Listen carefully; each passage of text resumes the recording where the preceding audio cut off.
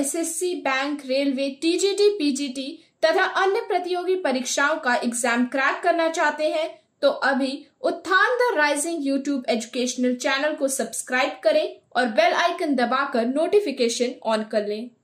स्वागत है एक बार फिर आपका अपने चैनल उत्थान द राइजिंग पर। जैसा कि हम लोग लगातार आने वाली परीक्षाओं को ध्यान में रखकर कुछ प्रैक्टिस सेशंस की बात कर रहे हैं। मैं 2 सेशन कर चुका हूं और कुछ प्रश्नों की चर्चा आपसे हुई है, आपने उसका अभ्यास भी किया है और आपके उत्साह में भी वृद्धि देखी जा रही है। जिस तरह से आप शामिल हो रहे हैं, जाहिर सी बात है पिछले दिनों के मुकाबले आपकी सहभागिता ज़्यादा है, इसमें कोई संदेह नहीं है। तो धन्यवाद इस समर्थन और प्यार के लिए। आगे भी ऐसे ही जोश से जुड़े रहिए, तो परीक्षा आते आते 2-4-10 सवाल का मामला बन ही जाएगा, ये बिल्कुल मेरा विश्वास भी है और ईश्वर से प्रार्थना भी है। आज मैं एक और सेशन लेके आपके सामने हाजिर हूं, कुछ और प्रश्नों की बात आपके सामने देखिए। चूंकि कुछ प्रश्न इसमें बड़े थे इसलिए आज मैंने 5 ही सवाल लिए हैं, वैसे भी 5 प्रश्नों के ही आने की बात हो रही है। तो ये कुछ सवाल हैं, जैसा मैं कह चुका हूं कि पहले मैं इन सवालों को पढ़ूंगा आपके लिए और आप मेरे पढ़ने के साथ साथ आप अपना रिस्पॉन्स, अपना उत्तर अपने नोटबुक पर या अपने दिमाग में सेव करेंगे और फिर जब मैं एक्सप्लेन करूंगा तो आप मेरे साथ मिलाएंगे और देखेंगे कि आपने कितना सही किया, कितना गलत किया, गलती कहाँ हुई, मेरे एक्सप्रेशन से आप कितना नजदीक थे, ये सारी चीजों को देखा जाएगा। छोटे छोटे सवाल हैं, आइए शुरू करता हूं, ठीक है। तो पहला सवाल फिल इन द ब्लैंक्स का है और आज अलग अलग एरिया से फिर सवाल है। मैं अलग अलग चीजों को चुन के रख रहा हूं ताकि जहां भी जो भी पूछा जाए वहां आप पहुंच पाए। तो पहला सवाल फिल इन द ब्लैंक्स का है। इसका ब्लैंक है to the movie with some friends last night. इस ब्लैंक को पूरा करना है। आपके सामने 4 ऑप्शंस हैं, हैव, वेंट एंड वॉच। आप अपना ऑप्शन टिक करते चलिए, ठीक है। मैं आगे बढ़ता हूं, ओके। नेक्स्ट, अब एक नरेशन है, डायरेक्ट इनडायरेक्ट। एक डायरेक्ट स्टेटमेंट है, इसको इनडायरेक्ट में बदलना है। He said to me what time do the offices close. What time do the offices close. Options है, he wanted to know what time the office is closed. He asked me what time did the offices, वहां पे s छूट गया है, office कर लो, offices close। अगला option है, he asked me what time the offices closed, and the last one, he asked me what time the offices did close। ये 4 option है, इसमें से कौन सा एक इसका एप्रोप्रिएट इनडायरेक्ट स्पीच होगा, इनडायरेक्ट नरेशन होगा, ये आपको चुनना है। क्लियर। नेक्स्ट है, चूज द मैस्कुलिन ऑफ ससरेस। ससरेस, इसका मैस्कुलिन चुनना है। पुल्लिंग, ये स्त्रीलिंग शब्द है, this is the feminine gender. इस फेमिनिन जेंडर का आपको मैस्कुलिन पुल्लिंग चुनना है। ऑप्शंस हैं प्रिसेप्टर, सॉन्गस्टर, ससरर और सिग्नोर। ठीक, ध्यान दीजिएगा। नेक्स्ट क्वेश्चन है, विच ऑफ द करेक्ट, इनमें से कौन सा करेक्ट है। मतलब ये स्पेलिंग करेक्शन का सवाल है। इसमें से एक वर्ड है प्रेजुडिस, मतलब आप समझ रहे हैं, प्रेजुडिस होना मतलब किसी के प्रति पूर्वाग्रह। आप किसी के बारे में पहले से ही कोई विचार बना लेते हैं, उसको जाने बिना, उसको समझे बिना, उसको प्रेजुडिस कहा जाता है। तो वही प्रेजुडिस की स्पेलिंग यहाँ पे 4 अलग अलग तरीके से लिखी गई है, जिसमें से एक स्पेलिंग करेक्ट है, आपको करेक्ट स्पेलिंग चुनना है। Okay, and the last one, choose the personal pronoun. ये 4 ऑप्शंस हैं, इन 4 ऑप्शंस में से कौन सा ऑप्शन पर्सनल प्रोनाउन है, मतलब आपको पार्ट्स ऑफ स्पीच पहचाननी है। माइन, आवरसेल्व्स, एज सच और मी। तो ये हैं 5 सवाल जो आज आपके सामने हैं, जिनके आंसर्स आपको देने हैं। मैंने आपको आज 1 मिनट से ज्यादा वक्त दिया, 60 सेकंड से ज्यादा दिया, बहुत आराम से पढ़ा। आप स्क्रीनशॉट लेके जल्दी से अपना आंसर सोच लीजिए। अब मैं एक एक करके एक्सप्लेन करने चल रहा हूं और देखिए कि आपने कितने सवाल सही सोचे और किस तरीके से सोचे। वो तरीका मेरे समझाए गए तरीके कितने नजदीक है या उससे डिफरेंट है, और आप जो करते हैं कमेंट बॉक्स में उसकी चर्चा जरूर किया करें। इससे हौसला बढ़ता है और पता भी चलता है कि आप कितने शिद्दत से हमारे साथ जुड़े हुए हैं। ठीक है, आइए तो पहला सवाल देखिए। पहला सवाल है कि I to the movie with some friends last night. अब यहां जो ऑप्शन है बेटा, यहां पर देखिए, यहां पे टू लगा हुआ है। अब ये टू इन्फिनिटिव का भी पार्ट होता है और प्रेपोजिशन का भी पार्ट होता है। अगर ये इन्फिनिटिव का पार्ट होता है तो इसके बाद कोई वर्ब आती है, लेकिन यहां पे देखो क्या आया हुआ है, यहां पे मूवी नाउन आया हुआ है। ये नाउन आने का मतलब है कि जो टू है ये प्रेपोजिशन है, इन्फिनिटिव का हिस्सा नहीं है।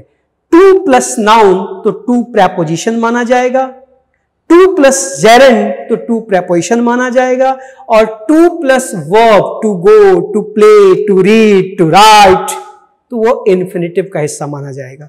यहां पर देखिए टू आया है और इस टू के बाद द मूवी नाउन आया है, अर्थात ये प्रेपोजिशन है। अब आपको इसमें से एक वर्ब चुननी है जो वर्ब यहां पर एप्रोप्रिएट होगी। अब आपने पढ़ा है कि हैव टू भी होता है, वेंट टू भी होगा, go to, went to, am to भी होता है, वॉश टू भी होता है, तो कौन सा भरा जाए? तो इसको जानने के लिए आप इस सेंटेंस के लास्ट हिस्से में आइए। यहां पर आइए, देखिए क्या लिखा है, लास्ट नाइट, कल की रात, बीती हुई रात।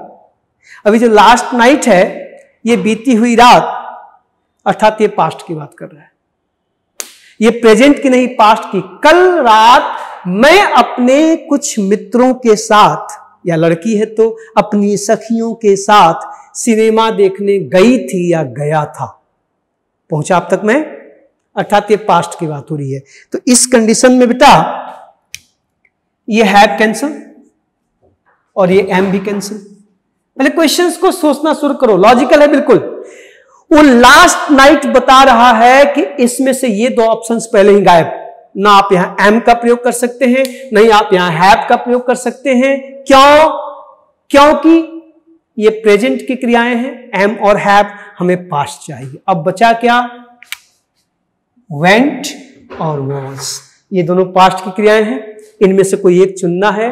तो अब मुझे बताओ, आप जब is to, am to, are to का, वाज टू का, वर टू का प्रयोग करते हो तो इससे क्या होता है, कार्य होने वाला है या कार्य होने वाला था।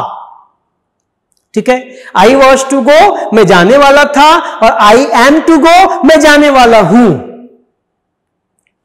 क्या इस सेंटेंस में जाने वाला था का सेंस है कि गया था का सेंस है? देखो तो कि पिछली रात को मैं अपने दोस्तों के साथ सिनेमा गया था कि जाने वाला था? गया था ना, जाने वाला था तो फिर कंफर्म है कि नहीं गया, तो फिर इसकी क्या जरूरत है? इसलिए यहां पर वैसे भी जब एक और बात आपको ध्यान रखनी है कि जब यस्टरडे आ जाए, लास्ट नाइट आ जाए, लास्ट डे आ जाए, लास्ट वीक आ जाए, लास्ट मंथ आ जाए, तो वो हमेशा past indefinite tense, simple past tense होता है, वहां पे वर्ब की सेकंड फॉर्म का प्रयोग किया जाता है। He came yesterday, I went there last week, he bought a car last year. जब ये last, the other day, yesterday, day before yesterday, in 1980 tense वाला चैप्टर याद करिए, वहां पे ये विधिवत चर्चा हुई है, जाके सेशन देखिए पास्ट इंडेफिनिट टेंस का, ये मैंने विस्तार से चर्चा की थी। क्योंकि वहां पे लास्ट नाइट है इसलिए ये पास्ट टेंस है, सिंपल पास्ट टेंस है, वर्ब की सेकंड फॉर्म आनी चाहिए, इसलिए इसका आंसर बी, वेंट। आप में से जितने लोगों ने वेंट सोचा होगा वो सही सोचे हैं। क्लियर? आगे चलो, देखिए नेक्स्ट सेंटेंस। अब इस नेक्स्ट सेंटेंस को ध्यान से देखिए कि he said to me what time do the offices close.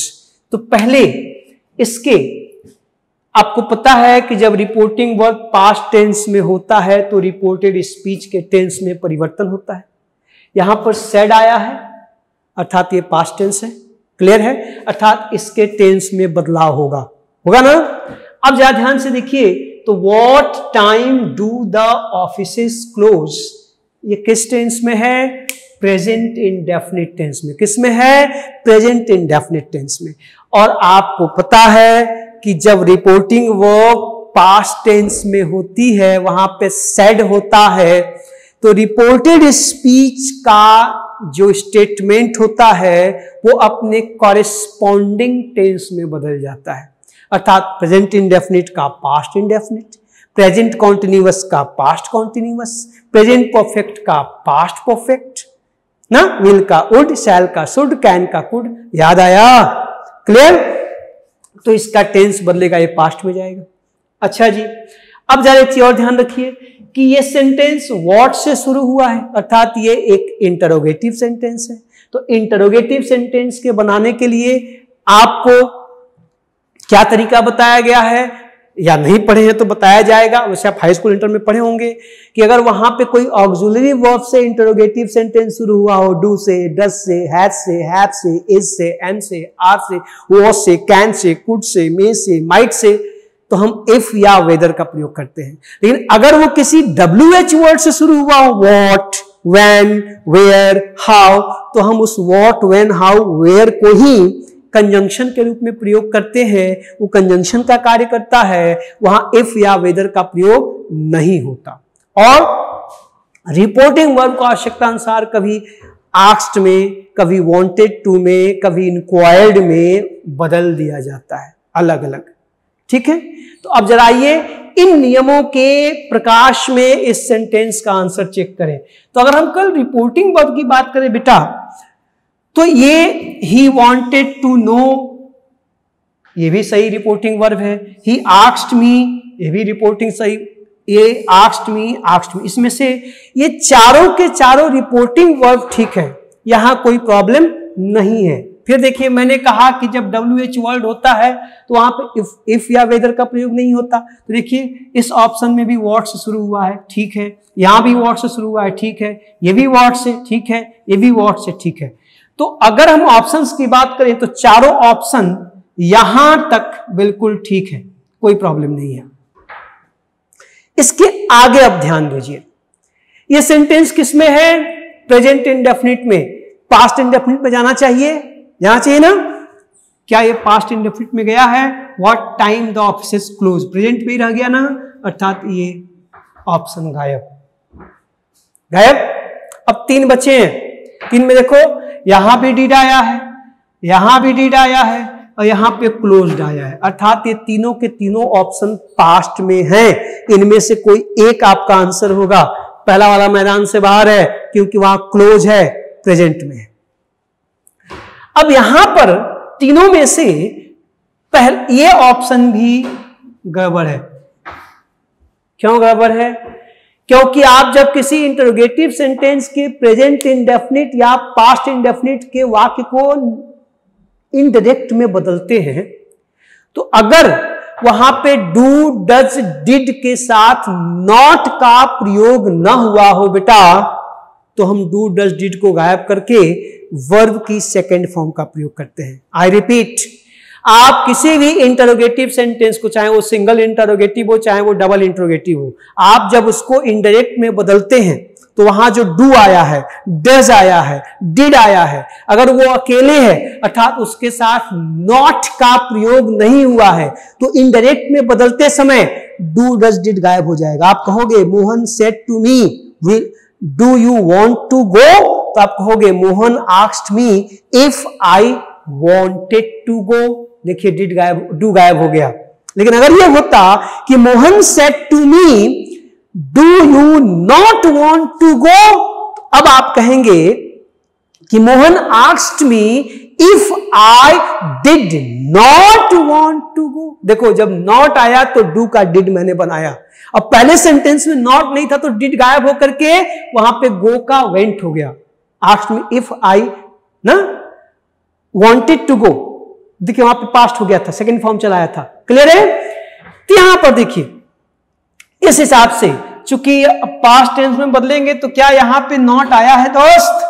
नहीं आया ना रे, इसलिए इन वाक्यों में डिड का प्रयोग नहीं होगा। देखो यहां पे डिड का प्रयोग हुआ है इसलिए कैंसल, और यहां पर भी डिड का प्रयोग हुआ है इसलिए कैंसल। सोचना ही नहीं है। आपका सही आंसर क्या होगा? C, he asked me what time the office is closed. The right answer is C. आप में से किसी ने सोचा था, उसको बधाई, मुबारकबाद, शाबाश। आगे चलो।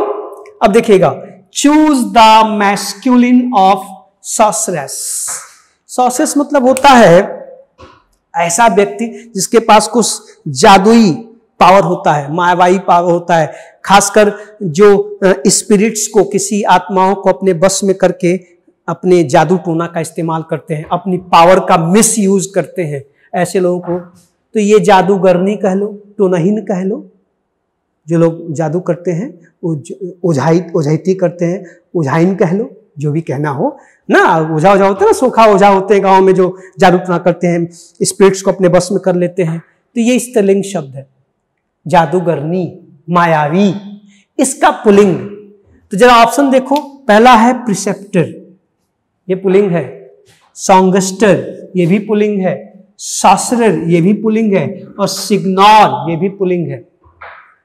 तो आप आंसर समझ गए होंगे, इसका आंसर होगा सी। आपको पता है कि कुछ शब्दों के अंत में, ठीक है, हम ESS का प्रयोग करके उसका सिंगुलर क्या कहते हैं, मैस्कुलिन और फेमिनिन बनाते, जैसे एक्टर से एक्ट्रेस, टाइगर से टाइग्रेस। बोलिए। इसी तरह से प्रिसेप्टर मीन्स होता है टीचर, मेंटोर, शिक्षक। तो ये पुल्लिंग है, मैस्कुलिन है। इसका फेमिनिन क्या बनेगा? प्रिसेप्ट्रेस।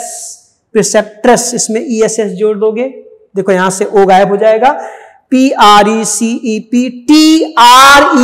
जब इसमें आप ESS जोड़ोगे तो ओ गायब हो जाएगा। प्रिसेप्ट्रेस, शिक्षिका। प्रिसेप्टर, शिक्षक। प्रिसेप्टो, शिक्षक। प्रिसेप्ट्रेस, शिक्षिका। ESS जोड़ेंगे तो ये ओ गायब होगा, समझिएगा। सॉन्गस्टर मीन्स सिंगर, गायक। ये आजकल जो मंच पे उछल के कूद के हे करके जो गाना गाते हैं, तो सिंगर फॉर्मल वर्ड है। इनफॉर्मली आजकल जो माइकल जैक्सन टाइप के जो गायक बड़े बड़े सोच करते हैं, उन्हें सॉन्गस्टर्स कहा जाता है। वाले सिंगर जो ना वाह वाह करके, ये अपने हनी सिंह जैसे भाई लोग जो हैं, ये सॉन्गस्टर है। तो सॉन्गस्टर, इसका फेमिनिन क्या बनेगा? सॉन्गस्ट्रेस। जब आप इसमें ESS जोड़ेंगे, ये ई इधर आ जाएगा। SONGSTRESS, सॉन्गस्ट्रेस, गायिका। सॉन्गस्टर, गायक। क्लियर है? और यहां पर ये सॉसरेस फेमिनिन है, इसका मैस्कुलिन सॉसरर। देखो ESS गायब हो गया ना। आप जब ये ESS जोड़ोगे, ये जो R है ना, देखो ये E इधर चला जाएगा, ये इधर आ जाएगा, ये R गायब हो जाएगा। ER को हटा के ESS जोड़ा गया। देखो ER लगा तो मैस्कुलिन, और इसको हटा के इसको जोड़ देंगे तो फेमिनिन। ध्यान रहेगा। एंड सिग्नोर, सिग्नोर ये इटालियन वर्ड है। इटली में, मैं थोड़ा सा मिटा रहा हूं ऊपर लिखने के लिए, आप स्क्रीनशॉट ले लिए होंगे, मुझे आशा। नहीं लिए जल्दी से ले लीजिए। ले लिया? मिटाऊं? चलिए देखिए जरा। तो इसमें ये जो सिग्नोर वर्ड है, जरा इसको हम लोग देख ले। इससे सवाल जब बने तो इसके दो फेमिनिन होते हैं, एक नहीं, इसके दो फेमिनिन होते हैं। अभी जो सिग्नोर है, ये इटालियन वर्ड है। सिग्नोर, सिग्नोर मीन्स पुरुष, मेल। एंड इटालियन ना, इटालियन स्पीकिंग मेल।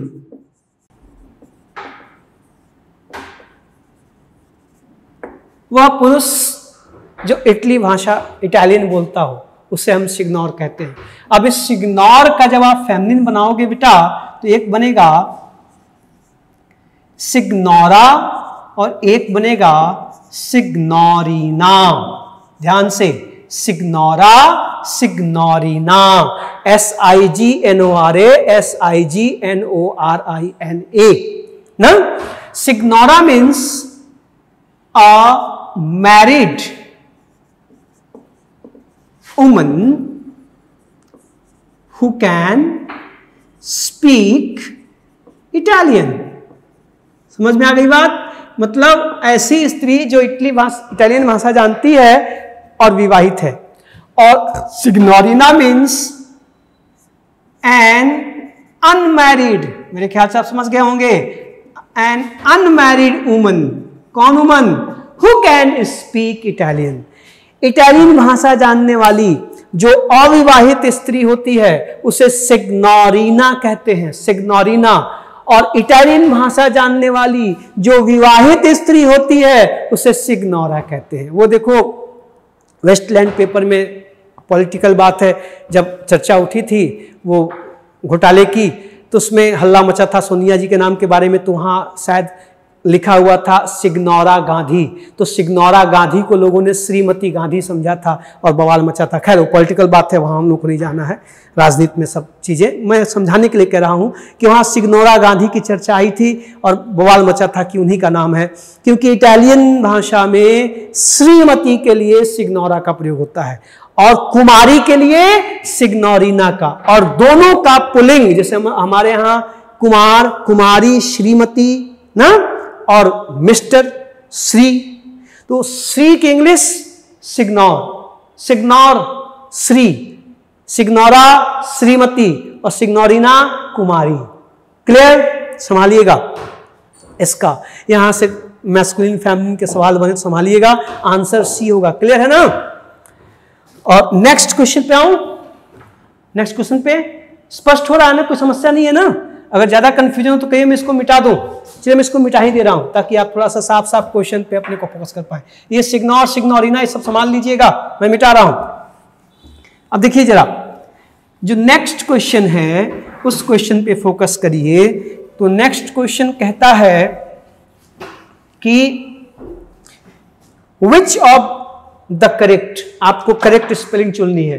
तो इसमें कुछ जानना नहीं है, मैंने बताया कि पूर्वाग्रह होता है। इसका सही आंसर है ये प्रेजुडिस, PREJUDICE, प्रेजुडिस। ये करेक्ट स्पेलिंग है, बाकी सब बकवास है, ऐसे उल्लू बनाया गया है, इसमें कुछ सोचना नहीं है। अब देखो, और अगला क्वेश्चन है चूज द पर्सनल प्रोनाउन। तो पर्सनल प्रोनाउन की बात है तो आपको पता है पर्सनल प्रोनाउन का मतलब आई, मी, वी, आई, मी ना, वी, अस। अच्छा, अब ध्यान से देखिए, अगर देखा जाए तो पर्सनल प्रोनाउन में ये सब के सब पर्सन को ही डिनोट करते हैं, सब पर्सन को ही डिनोट करते हैं। लेकिन ये जो माइन है ये पजेसिव प्रोनाउन है। कौन सा प्रोनाउन है? पजेसिव प्रोनाउन है। ये जो आवरसेल्व्स है ये रिफ्लेक्सिव प्रोनाउन है। कौन सा प्रोनाउन है? रिफ्लेक्सिव प्रोनाउन है। और ये जो एज सच है ये रिलेटिव प्रोनाउन है। कौन सा प्रोनाउन है? रिलेटिव प्रोनाउन है। तो बचा क्या? Me. Your answer is D, me, I, me, we, us, you, he, him, she, her, they, them, it, ये पर्सनल प्रोनाउन है। अब उसमें आप इट्स कहते हैं, आवर कहते हैं, देयर कहते हैं तो पैसिव हो जाता है। Its selfs, our selfs, them selfs तो रिफ्लेक्सिव हो जाता है। तो ये पूछ रहा है कि इसमें से आपको पर्सनल प्रोनाउन चुनना है। तो माइन कौन सा प्रोनाउन? Possessive pronoun. ये रिफ्लेक्सिव प्रोनाउन, ये रिलेटिव प्रोनाउन, ये रिलेटिव क्लॉज भी आप इसको कह सकते हैं। तो बचा क्या? Me. This is the right answer personal pronoun का। तो ये कुछ सवाल आज और आपके सामने, मैं आशा करता हूं आपको आनंद आया होगा, आप इसका लाभ उठा पाएं।